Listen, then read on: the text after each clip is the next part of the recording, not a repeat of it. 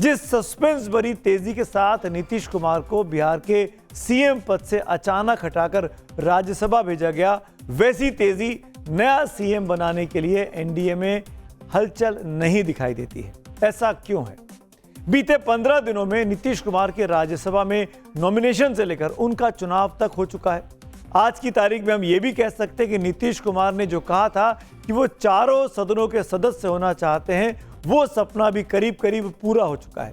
यानी कि नीतीश देश के उन गिने चुने नेताओं में शामिल हो गए हैं जो विधानसभा, विधान परिषद, लोकसभा और अब राज्यसभा में भी बैठने के हकदार बन चुके हैं। बताया जा रहा है कि अप्रैल 9 या अप्रैल 10 को नीतीश कुमार की राज्यसभा की शपथ भी हो सकती है। अब बड़ा सवाल यह है कि नीतीश के बाद बिहार का सीएम कौन होगा? नया सीएम बनाने के लिए एनडीए में तेजी क्यों नहीं दिखाई दे रही है? हलचल क्यों नहीं दिखाई दे रही है? सब कुछ इतना शांत क्यों चल रहा है? अब कुछ सवाल इस पे खड़े होते हैं कि क्या अंदर खाने भारतीय जनता पार्टी के नेताओं में कुछ कसमकश है नए नेता के नाम को लेकर, या फिर बीजेपी आला कमान अब तक अपनी राय नहीं बना पाया है कि किसको कमान सौंपनी है, या फिर कुछ ऐसा हो रहा है कि नए सीएम पर सहमति बन चुकी है एनडीए के दलों में, लेकिन इसकी घोषणा के लिए सही समय का इंतजार किया जा रहा है।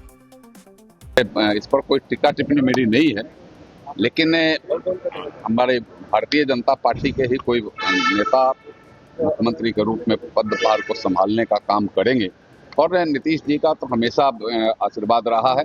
आगे भी बिहार को बढ़ाने में हमारे जो भी मुख्यमंत्री होंगे उनके साथ उनका आशीर्वाद, उनका स्नेह और उनका मार्गदर्शन प्राप्त होते रहेगा। बिहार को और आगे बढ़ाना है, बिहार को विकसित बिहार बनाना है और इसके लिए हम सबको एक साथ मजबूती के साथ मिलकर के हम सब काम करेंगे। तो नए मुख्यमंत्री के नाम को लेकर बीजेपी जितनी चुप है, नीतीश कुमार उतना ही मुखर दिखाई दे रहे हैं। वो बार बार अपने जूनियर इशारा करते हैं सम्राट चौधरी की तरफ कि वो ही नए मुख्यमंत्री हो सकते हैं। इसको सम्राट चौधरी पर नीतीश के 2 बयानों से आप समझ सकते हैं। पहला बयान 13 मार्च का है, जब अपनी यात्रा के क्रम में वो सहरसा पहुंचे तो भाषण के आखिर में सम्राट के कंधे पर हाथ रखकर लोगों से कहा कि इन्हें बताइए कि काम हो रहा है। दूसरा बयान नीतीश का ज्यादा स्पष्टता के साथ 18 मार्च को आया, निकल आया, जब जमुई में नीतीश ने फिर कहा कि ये लोग कितना काम कर रहे हैं, आगे भी यही सब देखेंगे। नीतीश कुमार को सुनते हैं।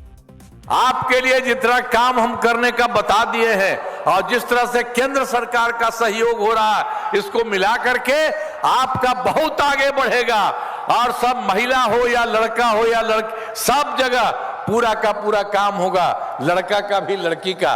तो इसीलिए सब काम हो रहा है तो सब चीज अच्छा होगा ना, और सब काम हो रहा है, ऐसा सब करेंगे, इतना अच्छा हो जाएगा।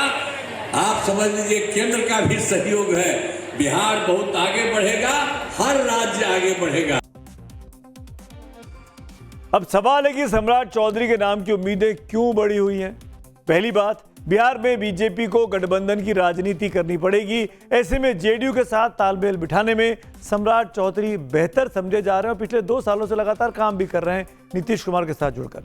बिहार की राजनीति में जाति काफी बड़ा फैक्टर है।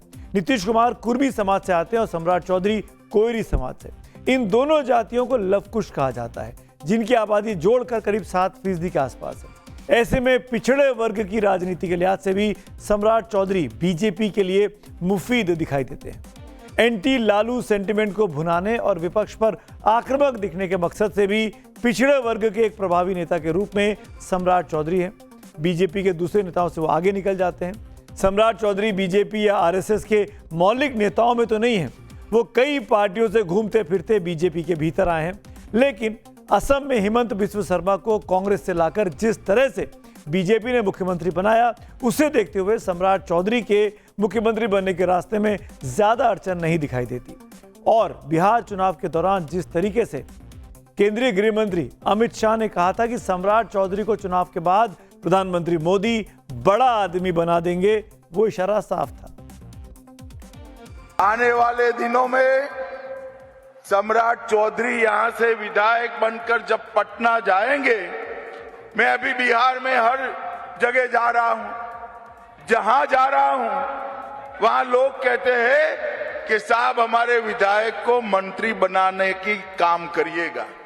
मगर हमने तारापुर वालों आपको तो बना बनाया उप मुख्यमंत्री दे दिया है, उप मुख्यमंत्री। और आप भरोसा रखिए, सम्राट जी को प्रचंड बहुमत से जिताइए, मोदी जी सम्राट जी को बड़ा आदमी बनाएंगे, बड़ा आदमी बनाएंगे। सम्राट चौधरी 2018 में बीजेपी में शामिल हुए थे, बाद में बीजेपी के प्रदेश अध्यक्ष बने और फिर उप मुख्यमंत्री तक बन गए। अब उप मुख्यमंत्री को अमित शाह जब बड़ा आदमी बनाने की बात करते हैं तो अगली सीढ़ी उप मुख्यमंत्री के बाद तो मुख्यमंत्री की ही दिखाई देती है। बिहार में पहली बार बीजेपी का मुख्यमंत्री बनने जा रहा है। याद रखिए, मुख्यमंत्रियों के चयन में प्रधानमंत्री मोदी और गृह मंत्री अमित शाह की जोड़ी अक्सर चौंकाती भी रही है। चाहे राजस्थान में भजनलाल शर्मा बने हो, मध्य प्रदेश में शिवराज सिंह चौहान को हटाकर अचानक मोहन यादव को बना दिया हो, छत्तीसगढ़ में विष्णुदेव साय हो या फिर ओडिशा में मोहन चरण मांझी, सभी चौंकाने वाले नाम थे। इसीलिए बिहार में सम्राट चौधरी ही मुख्यमंत्री बन जाएंगे, ये भी पक्के से कोई नहीं कहना चाहता कि सम्राट चौधरी जी मुख्यमंत्री जी के साथ उप मुख्यमंत्री के रूप में काम कर रहे हैं और लगातार उनके विश्वस्त सहयोगियों में से हैं। तो वो तो सब लोग वो तो कहते ही हैं, हर मीटिंग में कहते हैं, कोई आज नई बात थोड़े है। आप लोग ना किसी बात को नया बनाते हैं, ये तो हर मीटिंग में वो कहते रहे हैं, आगे यही लोग सब देखेंगे। आगे यही लोग देखेंगे। तो वहां पे तो एक और डिप्टी सीएम है विजय सिन्हा, उनका क्यों नहीं हाथ पकड़ते हैं, सम्राट चौधरी का क्यों हाथ पकड़ते हैं? अब अगर सम्राट चौधरी मान भी लिया जाए कि नहीं हुए, तो फिर बीजेपी में से कौन से नेता हैं जो छुपे रुस्तम साबित हो सकते हैं, इस रेस में दौड़ सकते हैं? नित्यानंद राय का नाम इसमें चल रहा है, संजीव चौरसिया हैं, रामकृपाल यादव हैं, विजय सिन्हा हैं और दिलीप जायसवाल हैं। जैसे नेताओं में से कोई भी वो इस रेस में शामिल हो सकता है। और जैसा कि मैंने कहा कि बीजेपी की टॉप लीडरशिप चौंकाती है, तो कोई नया और अननोन फेज भी हो सकता है, तो आश्चर्य नहीं होना चाहिए। अब मुख्यमंत्री बनाने में नीतीश कुमार की कितनी चलेगी ये तो अभी नहीं पता, लेकिन उप मुख्यमंत्री कौन बनेगा ये तो नीतीश ही तय करेंगे। जेडीयू से 2 उप मुख्यमंत्री बने तो दूसरा ये होगा, कौन होगा ये तो साफ नहीं है, लेकिन निशांत कुमार का नाम एक उप मुख्यमंत्री के तौर पर तय माना जा रहा है। अभी वो मिल रहा है लोगों से, जो पार्टी के हमारे विधायक हैं, पार्टी के जो प्रकोष्ठ के अध्यक्ष हैं, पार्टी के जो साथी हैं, वो सब लोग से वो मिल रहे हैं।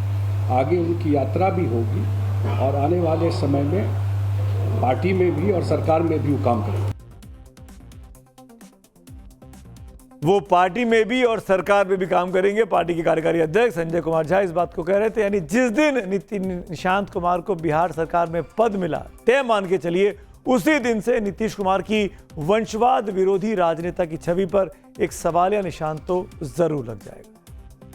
हमें तो अच्छा ही लगेगा कि भाई कोई भी नौजवान, चाहे वो निशांत कुमार हो या कोई गरीब आम बेरोजगार युवा भी हो, अगर वो भी राजनीति में आता है, समाज की सेवा करना चाहता है, संविधान, लोकतंत्र, भाईचारा की विचारधारा के साथ अगर कोई आएगा, संविधान बचाने के लिए, लोकतंत्र को बचाने के लिए, भाईचारे को बचाने के लिए, तो हम लोग का तो भाई उनका स्वागत है राजनीति में।